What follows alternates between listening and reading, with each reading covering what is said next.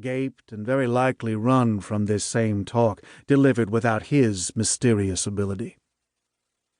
It wasn't a matter of show, and it wasn't necessarily bottle-inspired. Sheer energy of imagination was what lay behind it. This he matched with physical energy. Many a man or woman has fallen exhausted to sleep at 4 a.m, bang in the middle of a remarkable Agee performance, and later learned that the man had continued it somewhere else until 6. Like many born writers who are floating in the illusory amplitude of their youth, Agee did a great deal of writing in the air. Often you had the impulse to gag him and tie a pen to his hand. That wasn't necessary. He was an exception among talking writers.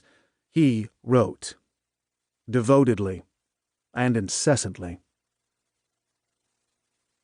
Night was his time. In Alabama, he worked I don't know how late. Some parts of Let Us Now Praise Famous Men read as though they were written on the spot at night. Later, in a small house in Frenchtown, New Jersey, the work, I think, was largely night-written. Literally, the result shows this. Some of the sections read best at night, far in the night. The first passage of A Country Letter is particularly night-permeated. Agee worked in what looked like a rush and a rage. In Alabama, he was possessed with the business, jamming it all into the days and the nights. He must not have slept. He was driven to see all he could of the family's day, starting, of course, at dawn. In one way, conditions there were ideal. He could live inside the subject with no distractions. Backcountry poor life wasn't really far from him, actually. He had some of it in his blood, through relatives in Tennessee. Anyway, he was in flight from New York Magazine editorial offices, from Greenwich Village social intellectual evenings, and especially from the whole world of high-minded, well-bred, money-hued culture, whether authoritarian or libertarian. In Alabama, he sweated and scratched with submerged glee. The families understood what he was down there to do. He'd explained it in such a way that they were interested in his work.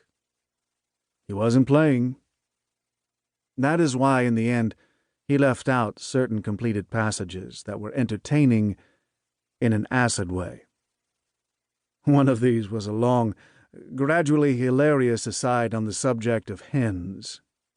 It was a virtuoso piece heightened with allegory and bemused with the pathetic fallacy.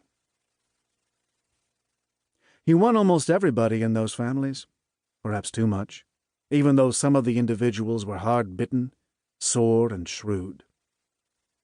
Probably it was his diffidence that took him into them. That non-assurance was, I think, a hostage to his very Anglican childhood training. His Christianity, if an outsider may try to speak of it, was a punctured and residual remnant, but it was still a naked root emotion. It was an ex-church or non-church matter, and it was hardly in evidence. All you saw of it was an ingrained courtesy, an uncourtly courtesy that emanated from him towards everyone, perhaps excepting the smugly rich, the pretentiously genteel, and the police. After a while, in a roundabout way, you discovered that, to him, human beings were at least possibly immortal, and literally sacred souls. The days with the families came abruptly to an end. Their real content and meaning has all been shown. The writing they induced is, among other things, the reflection of one resolute, private rebellion.